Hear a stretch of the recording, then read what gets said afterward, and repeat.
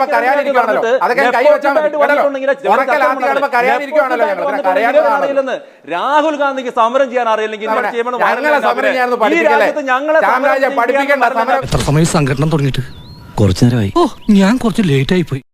വിദ്യാർത്ഥി സമരം ഒരു പുതിയ ഘട്ടത്തിലേക്ക് കടക്കുകയാണോ? പ്രതിപക്ഷത്തിന്റെ പിന്തുണ ആ സമരത്തിന്റെ യഥാർത്ഥ ലക്ഷ്യത്തെ മാറ്റുന്നുണ്ടോ? എടാ പാഞ്ചി, നീ എന്റെ അപ്പന്റെ കൂടെ എങ്ങാണ്ട് പഠിച്ചതല്ലേ?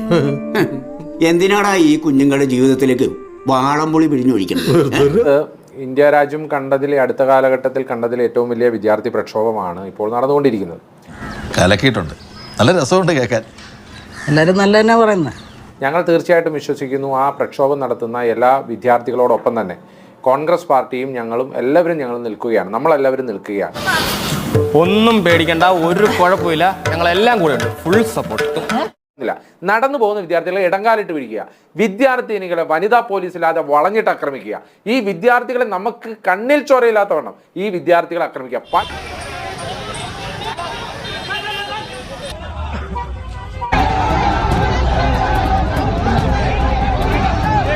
ഇതാണ് അതെ, എന്താ കുഴപ്പം? പേപ്പർ ലീക്ക് നടന്നു, ഒരാളെ പോലും കൺവിക്ട് ചെയ്യാൻ അവർക്ക് സാധിച്ചിട്ടില്ല. അപ്പൊ അദ്ദേഹം മാപ്പ് പറയണ്ടേ ഈ രാജ്യത്തെ വിദ്യാർത്ഥി സമൂഹത്തോട്? എന്റെ ഉദ്ദേശത്തിൽ ശുദ്ധിയില്ലേ സാർ? ഉണ്ട്, വേണ്ടോളം. അൻവർക്ക് പറഞ്ഞിട്ടുള്ള ചില കാര്യങ്ങളുണ്ട്. അദ്ദേഹം എന്താണ് പറഞ്ഞത്? 152 പേപ്പറുകളിൽ കഴിഞ്ഞ 10 വർഷത്തിനകത്ത് ലീക്കായെന്ന് പറഞ്ഞത്. ഈ 152-ൽ 40 എണ്ണത്തോളം ഇവരുടെ കോൺഗ്രസ് സർക്കാർ ഭരിക്കുന്ന സംസ്ഥാനങ്ങളിലാണെന്ന്. ഞാൻ 2 ഉദാഹരണങ്ങൾ മാത്രം പറയാം. തെലങ്കാനയിൽ 2023-ലും 2026-ലും 10ാം ക്ലാസ്സിലെയും 12ാം ക്ലാസ്സിലെയും ഹിന്ദി ഉറുദു ക്വസ്റ്റ്യൻ പേപ്പർ ലീക്കായി. തെലങ്കാനയുടെ മുഖ്യമന്ത്രിയുടെ രേവന്ത് റെഡ്ഡിയോട് ഈ പറഞ്ഞ കുറച്ചു മണികളാണ് രാഹുൽ ഗാന്ധി രാജിവെക്കാൻ വേണ്ടിയിട്ട് പറഞ്ഞിരുന്നോ? ഇല്ലല്ലോ. ഇനി കർണാടകത്തിൽ ക്വസ്റ്റ്യൻ പേപ്പർ ലീക്കായിട്ട് 2024 10ാം ക്ലാസ്സിന്റെ പരീക്ഷ 2026-ൽ DK ശിവകുമാറിനോട് രാജിവെക്കാൻ വേണ്ടിയിട്ട് രാഹുൽ ഗാന്ധി പറഞ്ഞിട്ടുണ്ടോ? അപ്പോൾ ഇത്തരത്തിൽ വിദ്യാർത്ഥികൾ നടത്തുന്ന ഒരു സമരത്തെ രാഷ്ട്രീയപരമായിട്ട് ഉപയോഗിക്കുന്നതാണ് പ്രശ്നം. അല്ല, ഇതിനാണോ ഇങ്ങോട്ട് വന്നതെന്ന്? ഇനി അത് മാത്രമല്ല, നോക്കൂ, ഇപ്പോഴത്തെ ഈ നീറ്റിന്റെ മുൻരൂപമായിട്ടുള്ള all India pre medical test അതിന്റെ ചോദ്യപേപ്പർ 2004 2008 ലീക്കായിട്ടുണ്ടെന്നേ. ഇനി ഓൾ ഇന്ത്യ എൻട്രൻസ് എഞ്ചിനീയറിംഗ് എൻട്രൻസിന്റെ അതിന്റെ ചോദ്യപേപ്പർ 2007 2011 ചോർന്നിട്ടുണ്ട് എന്ന് മാത്രമല്ല, എയിംസിന്റെ ക്വസ്റ്റ്യൻ പേപ്പർ 2012-ൽ മൻമോഹൻ സിംഗ് ഭരിക്കുമ്പോൾ ഈ കോൺഗ്രസ് സർക്കാർ ഭരിക്കുമ്പോഴത്തേക്ക് ചോർന്നിട്ടുണ്ട്. അന്ന് കപിൽ സിബൽ രാജിവെക്കാൻ വേണ്ടി രാഹുൽ ഗാന്ധി പറഞ്ഞിരുന്നോ? അന്ന് മൻമോഹൻ സിംഗ് രാജിവെക്കാൻ വേണ്ടി രാഹുൽ ഗാന്ധി പറഞ്ഞിരുന്നോ? പിന്നെ എന്തിനാണ് ഇവിടെ വന്നിട്ട് ഈ രാഷ്ട്രീയ നാടകം കളിക്കുന്നത്? മൻമോഹൻ സിംഗ് പ്രധാനമന്ത്രിയായിട്ടുള്ളപ്പോഴും രാഹുൽ ഗാന്ധി രാജീവ് ഗാന്ധി പ്രധാനമന്ത്രിയായിട്ടുള്ളപ്പോഴും ഇന്ദിരാഗാന്ധി നെഹ്റുവിന്റെ ഒക്കെ കാലഘട്ടത്തിൽ പ്രധാനമന്ത്രിയുടെ വസതിക്ക് സമീപത്തേക്ക് സമരം ചെയ്യാൻ പാടില്ല എന്നുള്ള നിയമമുള്ളതാണ്. അങ്ങനെ ആരും ചെയ്യാറുമില്ല. എന്നിട്ടും എന്താ സംഭവിച്ചത്? ശ്രീ ജിതേന്ദ്ര സിംഗ്, പ്രധാനമന്ത്രിയുടെ ഓഫീസിന് ചുമതലയുള്ള ശ്രീ ജിതേന്ദ്ര സിംഗിനെ രാഹുൽ ഗാന്ധിയുമായിട്ട് സംസാരിക്കാൻ വേണ്ടി പറഞ്ഞു വിട്ടു. രാഹുൽ ഗാന്ധി ആദ്യം പറഞ്ഞെന്താ? ഈ വിഷയം പാർലമെന്റ് ചർച്ച ചെയ്യണം. അദ്ദേഹം പറഞ്ഞു ശരി, പാർലമെന്റ് ചർച്ച ചെയ്യാനുള്ള കാര്യങ്ങൾ ഞങ്ങൾ ചെയ്യാം. അപ്പോൾ രാഹുൽ ഗാന്ധി എന്താ പറഞ്ഞത്? അതുകൊണ്ടൊന്നും ഞങ്ങൾക്ക് നിർത്താൻ വേണ്ടിയിട്ട് പോകുന്നില്ല, ഞങ്ങൾ പിരിഞ്ഞു പോകാൻ വേണ്ടിയിട്ട് പോകുന്നില്ല, ഞങ്ങൾക്ക് മറ്റു ധർമ്മേന്ദ്ര പ്രധാന്റെ രാജി വേണം എന്ന് പറഞ്ഞ സമയത്ത്, അതായത് ഒരു ഇഷ്യൂ ഉണ്ടാക്കാൻ വേണ്ടിയിട്ട് മനഃപൂർവ്വം നിരോധിതമായിട്ടൊരു സ്ഥലത്ത് പോയി സമരം ചെയ്തിട്ട് ഇന്ന് നിങ്ങൾ ഇപ്പൊ പറഞ്ഞതുപോലെ മാധ്യമങ്ങളിൽ നിറഞ്ഞു നിൽക്കാൻ വേണ്ടിയിട്ടുള്ള ചെപ്പടി വിദ്യയാണ് രാഹുൽ ഗാന്ധി കാണിച്ചിട്ടുള്ളത്. കേട്ടില്ലേ സാർ, വാസ്തവസ്ഥിതി പുറത്തു വന്നപ്പോൾ വാദി പ്രതിയായത് കണ്ടോ? അതിനകത്ത് ഇന്നത്തെ മാധ്യമങ്ങൾ മുഴുവൻ റിപ്പോർട്ട് ചെയ്തിരിക്കുന്നത് സർജിക്കൽ സ്ട്രൈക്ക്. ഞാനൊരു കാര്യം ചോദിച്ചോട്ടെ, എന്ത് സർജിക്കൽ സ്ട്രൈക്കാണ് വിനു? അതായത് നിരോധിത മേഖലയിൽ ഈ രാജ്യത്തിന് പ്രതിപക്ഷ നേതാവ് വന്നിട്ട് ആരോടും പറയാതെ ഒന്ന് സമരം ചെയ്തിട്ട് സർജിക്കൽ സ്ട്രൈക്ക് എന്നൊക്കെ പറഞ്ഞിട്ട് എന്തോ ഒരു സംഭവമാണെന്നൊക്കെ പറഞ്ഞാൽ അതിന് അല്പത്തരം മാത്രമേ പറയാൻ പറ്റുള്ളൂ, വേറൊന്നും പറയാൻ വേണ്ടി പറ്റില്ല. സമരത്തിന് രൂപം മാറിയത് എങ്ങനെയാണ്? സമരത്തിന്റെ രൂപം മാറിയത് ഇന്ന് അഭിജിത്ത് DK തന്നെ പറഞ്ഞിട്ടുണ്ട്. ഞങ്ങൾ പറഞ്ഞതല്ല, BJP പറഞ്ഞതല്ല, കേന്ദ്ര സർക്കാർ പറഞ്ഞതല്ല, ഡൽഹി പോലീസ് പറയുന്നതല്ല. അഭിജിത്ത് DKയുടെ ഇന്നത്തെ സ്റ്റേറ്റ്മെന്റ് നിങ്ങളടക്കമുള്ള മാധ്യമങ്ങൾ റിപ്പോർട്ട് ചെയ്തിട്ടുണ്ട്.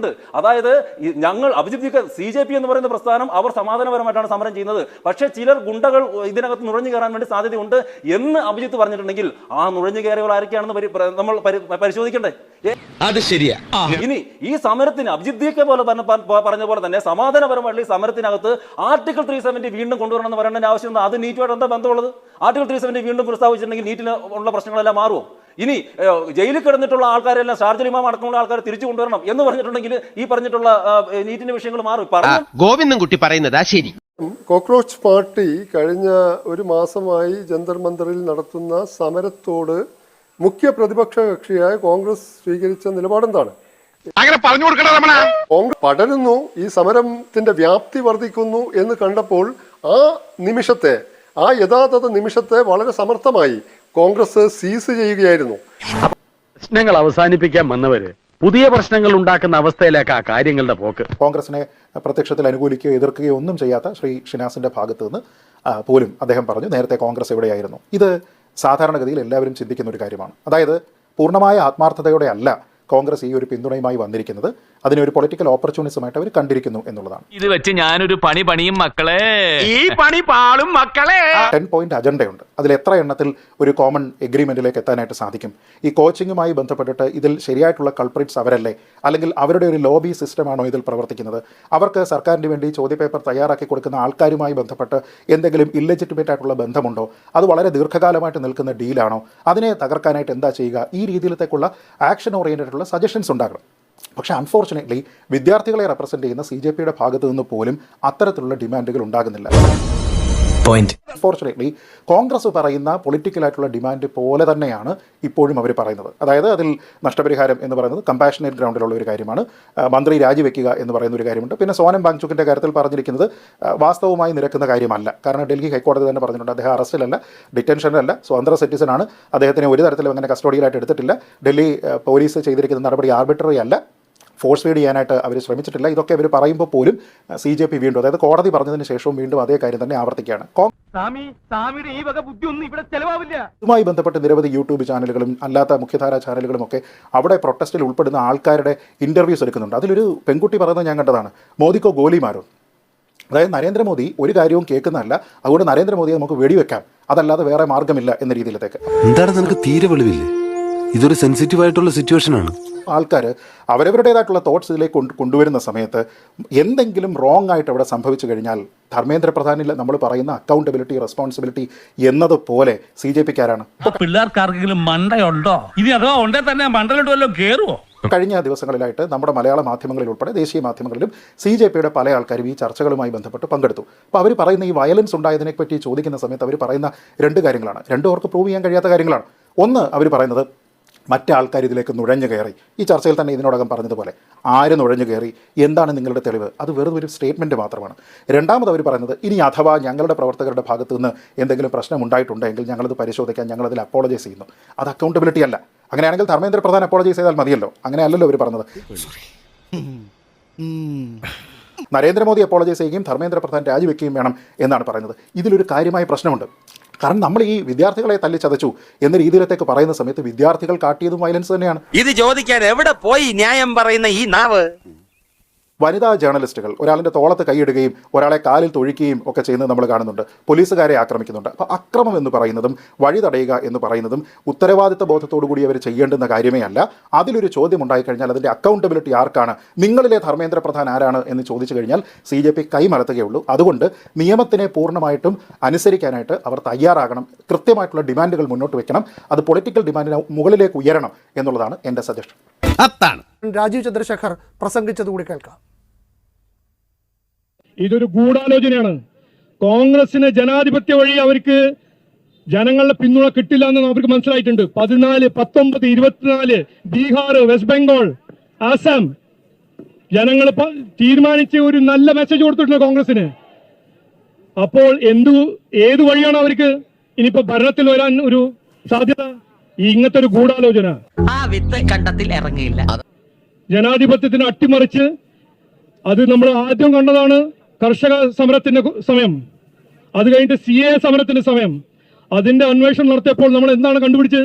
അതിന്റെ പിന്നിൽ ആരാണെന്ന് കണ്ടുപിടിച്ചല്ലോ. ഞാൻ ഇന്ന് പറയുന്നു, ഇന്നലെ ബഹുമാനപ്പെട്ട മുഖ്യമന്ത്രി, ഭരണഘടനയിൽ പ്രതിജ്ഞ എടുത്ത ഒരു മുഖ്യമന്ത്രി അവിടെ പോയി നിയമം ലംഘിച്ചു, വയലേറ്റ് ചെയ്ത ലോസ്. വരാൻ പോകുന്ന ദിവസത്തിൽ അദ്ദേഹം മാപ്പ് പറയും. ഇതിന്റെ പിന്നിൽ ആരാണെന്ന് പുറത്തു വരുമ്പോൾ, ഈ ഗൂഢാലോചനന്റെ പിന്നിൽ ആരാണെന്ന് പുറത്തു വരുമ്പോൾ അവിടെ ഇരിക്കുന്ന രാഹുൽ ഗാന്ധിയാണോ, പ്രിയങ്ക ഗാന്ധിയാണോ, VD സതീശനാണോ മാപ്പ് ചോദിക്കും. പുലിക്കാട്ടിൽ ചാർലി വെറും വാക്ക് പറയാറില്ല. കോൺഗ്രസ് ഈ സമരം ഏറ്റെടുത്തിട്ടില്ല എന്ന് ഇവിടെ ചില ആളുകൾ ഇവിടെ പറയുന്നുണ്ട്. ഒന്ന് അങ്ങനെ ഉണ്ടായത്, ഞങ്ങൾ ഈ സമരം തുടങ്ങി വെച്ചത്, NSUവും യൂത്ത് കോൺഗ്രസും ദേശീയ തലത്തിൽ ഡൽഹിയിൽ ഈ സമരം തുടങ്ങി വെച്ചത് മെയ് 1, അതായത് ഈ നീറ്റുമായി ബന്ധപ്പെട്ട ചോർച്ച ഉണ്ടായ ഉടനെ തന്നെ ഈ സമരം ആരംഭിച്ചതാണ്. ഈ രാജ്യത്തെ ഏറ്റവും അതിന്റെ തുടർച്ചയായുള്ള അത്തരം നീക്കങ്ങൾ ഉണ്ടായില്ല. 4-5 സ്ഥലത്ത് കൂടി നടത്തുമെന്ന് വിചാരിച്ചിരുന്നെങ്കിലും ഉണ്ടായില്ല. രാഹുൽ ഗാന്ധി അപ്രത്യക്ഷനായി. അതുകൊണ്ടാണ് വിമർശനം. കണ്ണിൽ കണ്ട സത്യം ടാർസൂസ് എവിടെയും പറയും. അല്ല, അങ്ങനെയല്ല ശ്രീ വിനു. ഈ MLA മാർ മാർച്ച് ചെയ്ത് രാജ്ഭവനിട്ട് സമരം നടത്തിയില്ലേ? CJP സമരം തുടങ്ങിയതിന് ശേഷമാണ് ഞങ്ങൾ സമരം ചെയ്തത്, അല്ലല്ലോ. ഓഗസ്റ്റ് 1 ഈ വരുന്ന ഓഗസ്റ്റ് 1 തീയതി കേരളത്തിൽ തന്നെ രാജ്യശ്രദ്ധയിലേക്ക് വന്നത്, അത് അവഗണിക്കാൻ കഴിയില്ലല്ലോ ആ യാഥാർത്ഥ്യം തന്നെയാണ്. ഇതിനകത്ത് ന്യൂട്രലായിട്ടും അല്ലാതെയും പൊളിറ്റിക്കലായിട്ടുള്ള ആളുകൾ ക്യാമ്പയിൻ ചെയ്തതിലൂടെയാണ് ഈ സമരമുഖത്തേട്ട് എല്ലാവരും കടന്നു വന്നത്. ഈ വിഷയം ഇന്ത്യയുടെ മുന്നിൽ വന്നത് ഈ കഴിഞ്ഞ കൊല്ലവും 2024 തന്നെ. അപ്രത്യക്ഷനായതുകൊണ്ടല്ലേ ഈ വിമർശനം? രാഹുൽ ഗാന്ധിക്ക് അതിൻ്റെ തുടർച്ച കൊണ്ടുപോകാനായില്ല. അദ്ദേഹം തന്നെ നേരത്തെ പറഞ്ഞ പോലെ രാജസ്ഥാനിൽ തുടങ്ങിയ ആ വലിയ വിദ്യാർത്ഥി മുന്നേറ്റത്തിന് ഒരു തുടർച്ച ഉണ്ടായില്ല. അദ്ദേഹം എവിടെയോ പോയി, ആർക്കും അറിയില്ല. കേന്ദ്രമന്ത്രിയെ കൂറ്റുനോക്കുന്ന അവസ്ഥയുണ്ടായി. ഏതാണ്ട് അണ്ണാ ഹസാരയുടെ സമരം പോലെയാണ് ഈ സമരം എന്ന് ചില മാധ്യമങ്ങളെങ്കിലും പറയാൻ തുടങ്ങി. മലയാള മനോരമയിലും മാതൃഭൂമിയിലും ഒക്കെ വലിയ വെണ്ടയ്ക്കും വഴുതനങ്ങയും മത്തങ്ങയൊക്കെ നടന്നു. അപ്പോൾ ഇത്രയും കഴിഞ്ഞപ്പോൾ പട്ടായയിൽ നിന്ന് രാഹുൽ ഗാന്ധി തിരിച്ചെത്തി. പാർലമെന്റ് സമ്മേളനം തുടങ്ങാൻ പോവുകയാണ്. ഉണ്ടായില്ല, അദ്ദേഹം എവിടെയോ പോയി, ആർക്കും അറിയില്ല.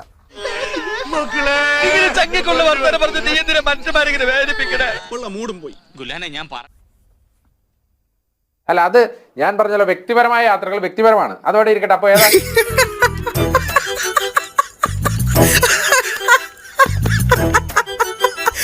സമരം എന്ന് പറഞ്ഞാൽ എന്താണ്? സമരം എന്ന് പറഞ്ഞാൽ ചില നിയമലംഘനങ്ങൾ തന്നെയാണ്. ആര് കരയണോ? പിന്നെ നിങ്ങളുടെ ഈ ഉണക്കലാത്തി കാണുമ്പോ കരയാനിരിക്കുകയാണല്ലോ. നിങ്ങളുടെ ഈ ഉണക്കലാത്തി കാണുമ്പോ കരയാനിരിക്കുകയാണല്ലോ. അതൊക്കെ കൈ വെച്ചാൽ മതി കേട്ടല്ലോ.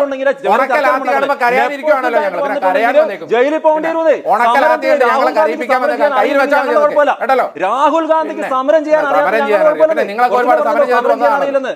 രാഹുൽ ഗാന്ധിക്ക് സമരം ചെയ്യാൻ അറിയില്ലെങ്കിൽ നെപ്പോക്ക് ഉണ്ടായത് ഞങ്ങളുടെ കുഴപ്പമൊന്നുമല്ല. എന്റെ അവനെ